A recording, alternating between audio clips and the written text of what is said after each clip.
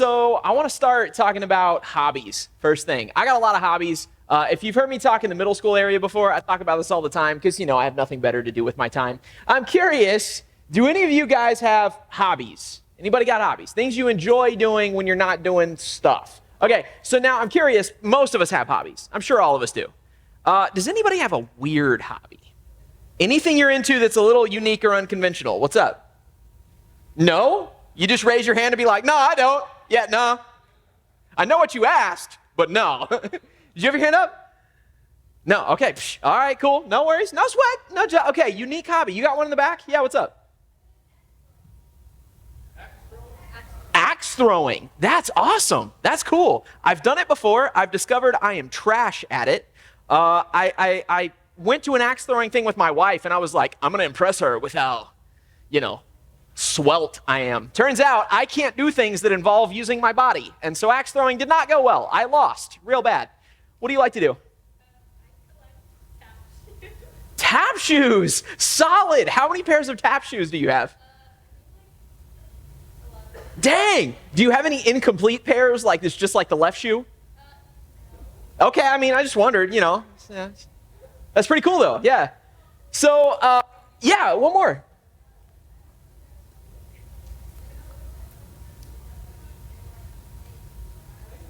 All right, somebody's got to help me because I couldn't really hear you. Cymbal? So like the ones that you hold, or do you just go to a drum kit and only play the one thing? Solid. Okay, cymbal playing. That's awesome. So I'm a nerd. I don't try to hide it. I'm an artist, not like as my job, but also just as my hobby. I'm an artist. And one of my best buddies is also an artist. And he's a big hobby guy. Also, this mic is terrible. Who picked this? Gosh. Okay, cool. I don't know if this is Zach's responsibility anymore, but if it is, tell him to get a better mic. Okay. I did, man. My ear's about to pop off. Okay.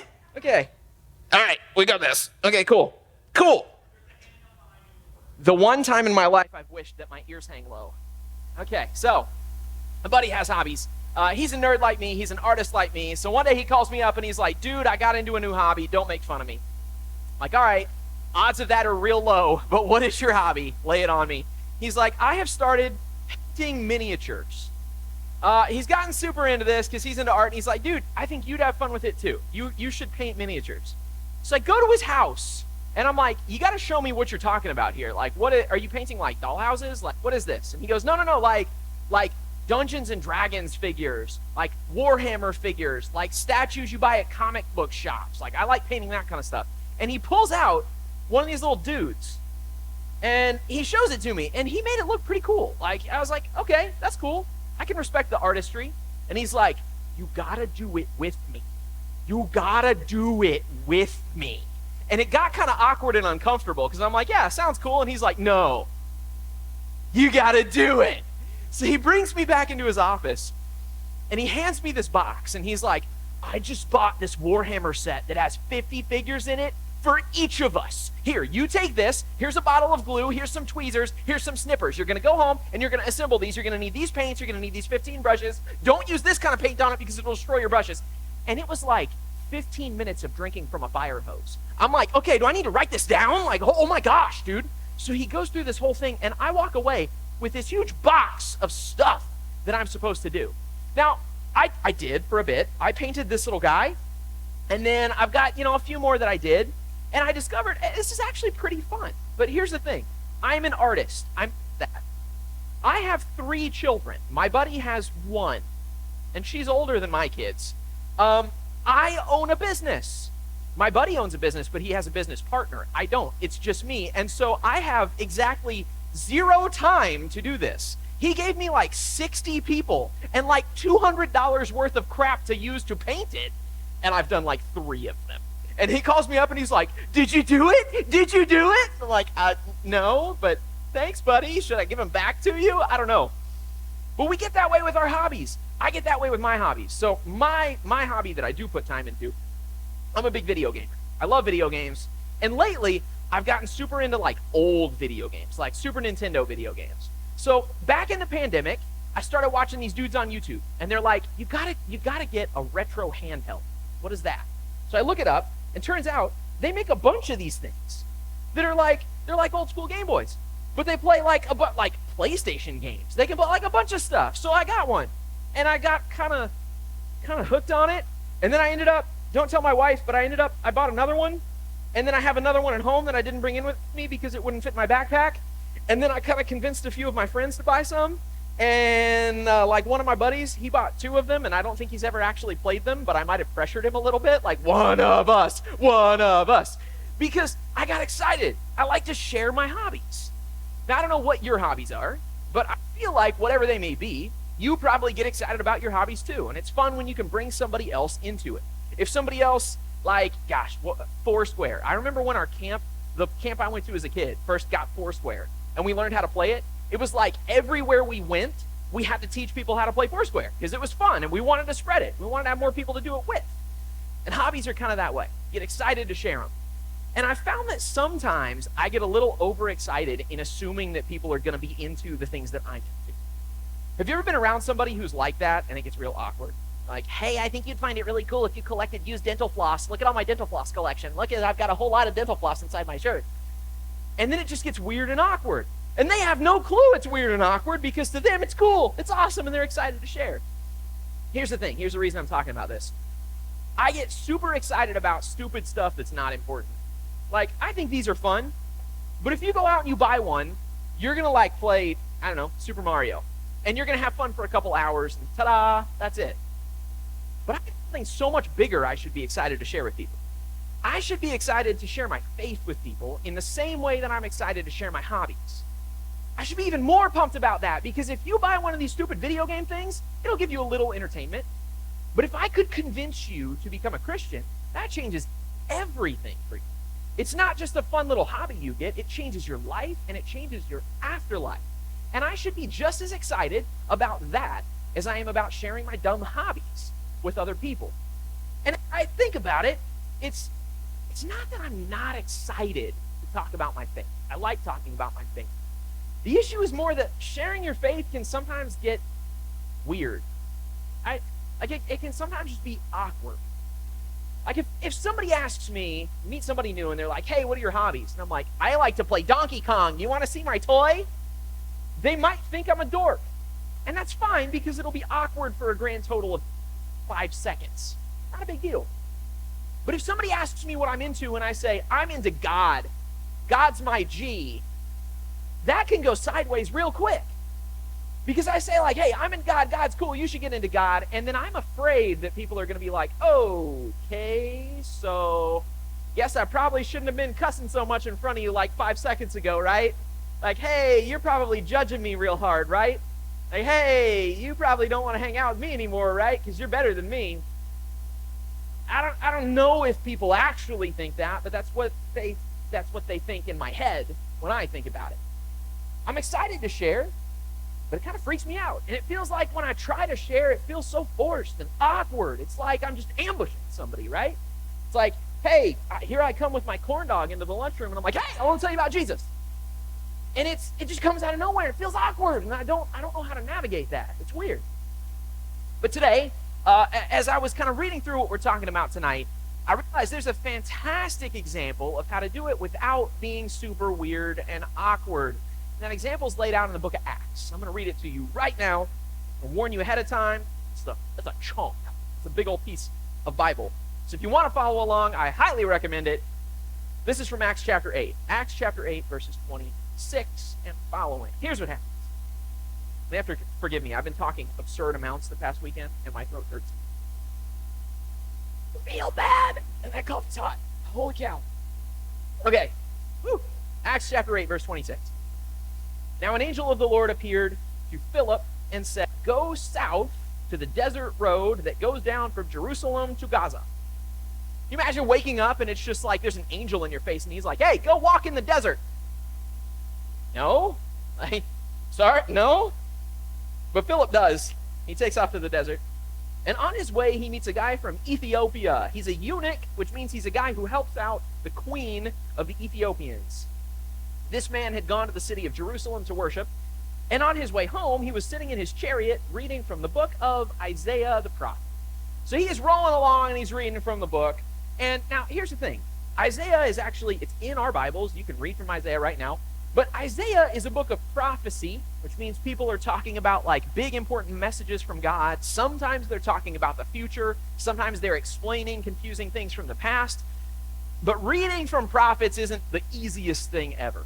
So this dude's rolling along in his chariot and he's kind of confused. He's reading stuff and it doesn't make a ton of sense. So again, God talks to Philip. Here's what it says. The Spirit told Philip, "Go to that chariot and stay near it." Now, this is hilarious to me because dude's running in a chariot, and God's like, "Hey, go catch him, Philip." And he's like, "Okay." And he takes off alongside this chariot.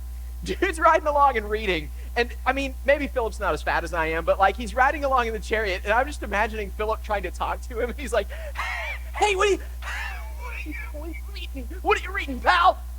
And the guy in the chariot tells him, "I'm reading from the prophet Isaiah." So Philip says, "Do you understand what you're reading? Could I explain it to you?" The guy says, "How could I understand unless somebody explains it to me?"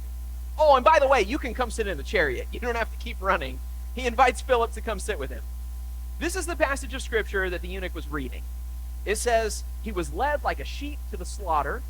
As a lamb before its shearers is silent, so he did not open his mouth.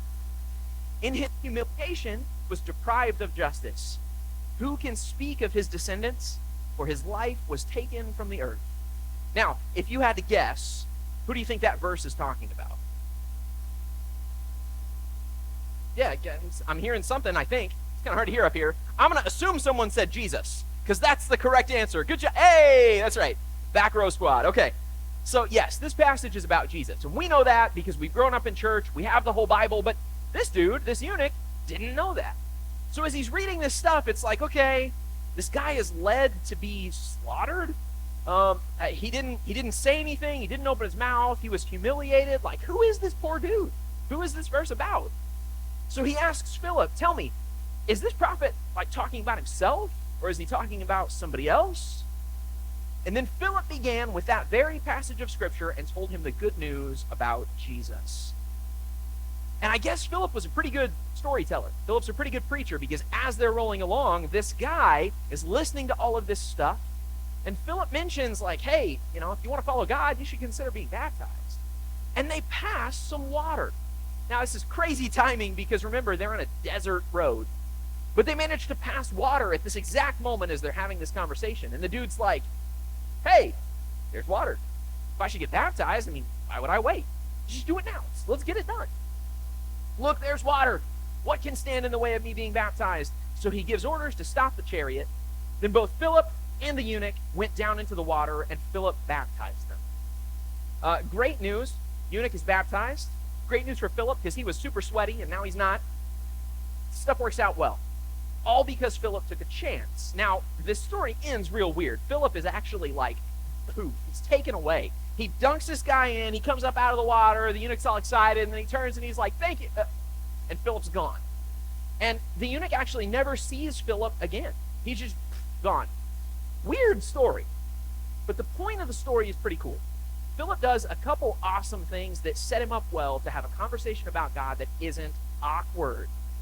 The first thing that Philip does, he didn't close his iPhone because that's where his script is. First thing Philip did was that Philip was open to God's leading.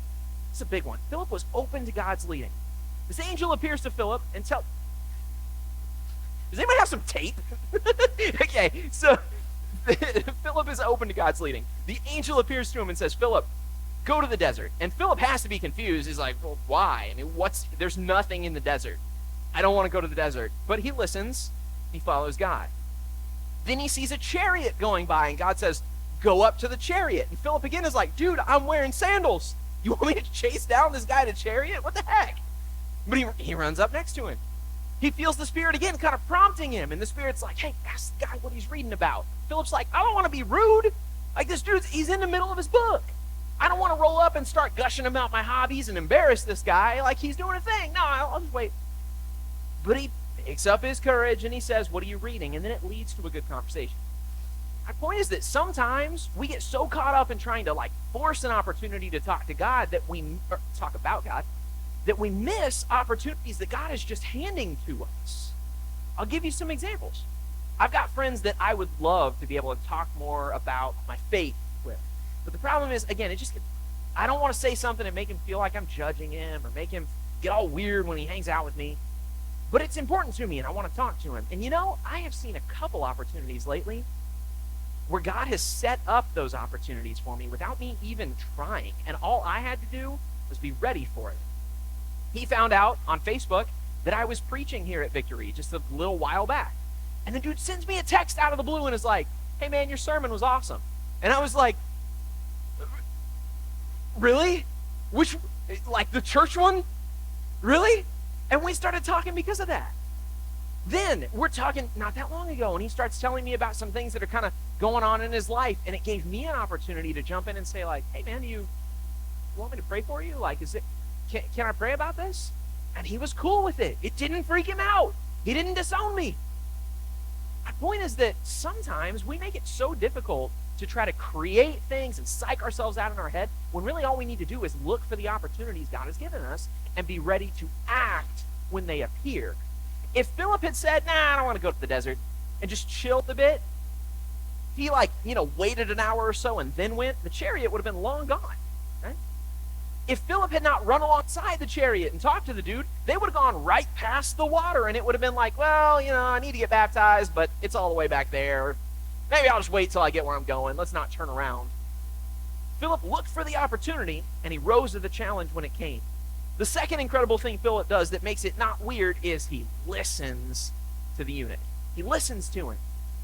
Now, when we talk about our hobbies, it can be super easy to assume that other people are going to be into it like we are. Like, it can be easy to come up to somebody and be like, hey, you want to see my tap shoes? And they're like, nah, actually, I'm scared of feet. Like, nah. But you just assume they're going to be into it. I've done that. Like, I told you guys, when I started getting into these things, I had one that I played for a while and liked it and decided to get a new one, and I actually mailed my old one to a buddy of mine because I thought, he's into video games. He'd like it. I don't think he's played it a single time. I convinced another buddy of mine buying not one, but two of them. I helped him set them all up, get them ready. I'm like, you're going to love this game and this game, and I gave it to him. He's a video gamer like me. Like, of course he's going to have fun with it. But he's not into old games. Like, he plays Fortnite. Like, he plays Madden. Like, it wasn't his thing. And I convinced him to spend like over $100 on this, and then he's not even using it. It's sitting there on his shelf. And I just assume other people are going to be into what I'm into. And I have found that sometimes it's kind of easy to not really listen, to just kind of talk. When you try to have a conversation with somebody about something important, you want to just talk over them because you know what's good for them, right? You're like, hey, you're going to love this. And it's especially easy to do that when it's Jesus, because we know people need Jesus, right? Like, we know there's no room for argument there. It's like, no, dude, this is good for you. You need this. But if we don't listen, we can miss the important steps it's going to take to get them there. Because here's the thing. All of us need Jesus. But every single person gets to Jesus in a different way. I got to Jesus because I was basically born into church. Like, my dad was a preacher. I've always been part of church. It's just been a thing for me.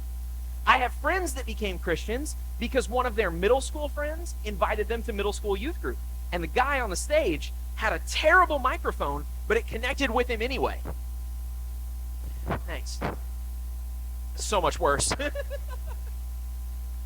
Like this? Oh. Is this where... I don't know if I should thank you or throw something at you, but thanks.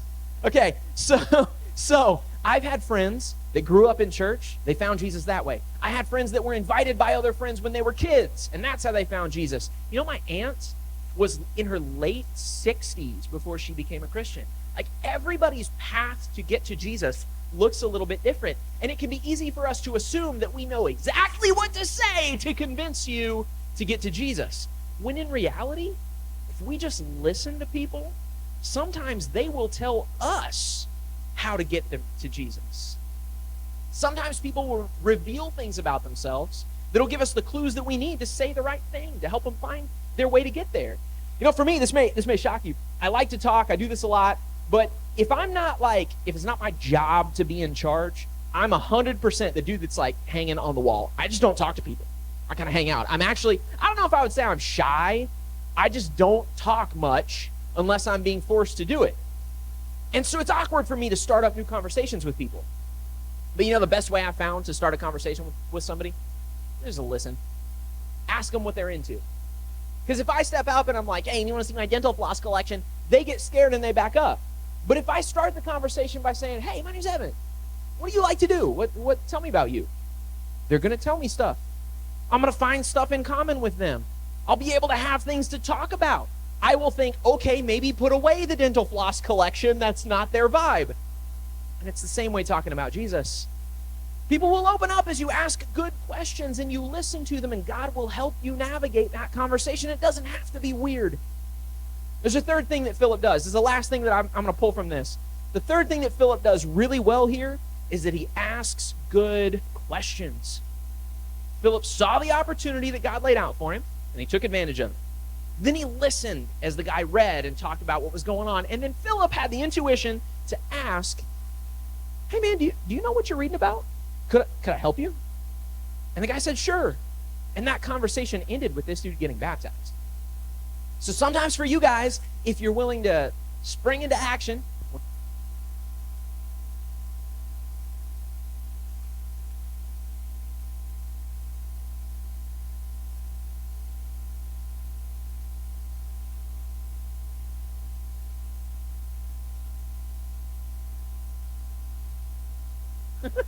you're wonderful. Everybody give it up.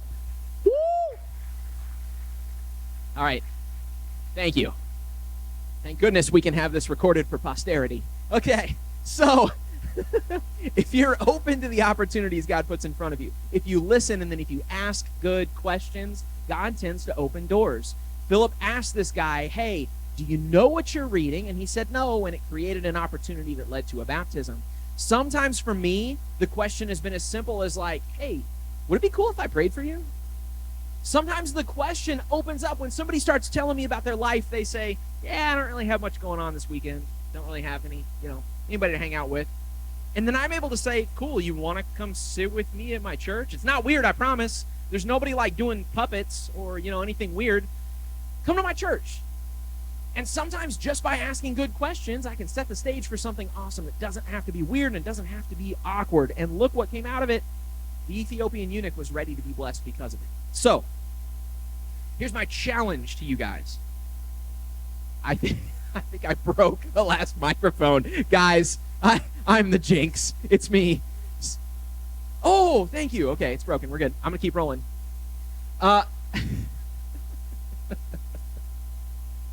Shoo. Okay, so my challenge to you guys. If you're excited about your faith, if you really believe it can make a difference for people, don't be afraid to admit it.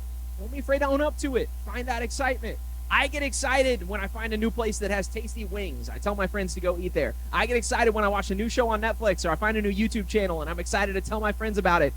I should be just as excited to tell people about my faith. I should be more excited because on YouTube, they're going to find 30 minutes of enjoyment. But in Christianity, in faith, they can actually find an eternity of joy with Christ. So be excited. And don't let the opportunities pass you up. When God calls and says, go to the desert, maybe don't go to the desert. I kind of doubt he's going to call you to go to the desert. But maybe he will. I don't know.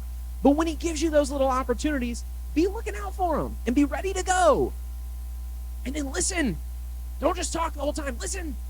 Ask good questions. Don't feel like you have to have all the answers, because you don't. It's okay if you don't. I promise. But be ready to talk. Be ready to be real. And be ready to invite somebody into something cool, because they just might find something that changes their life inside of you.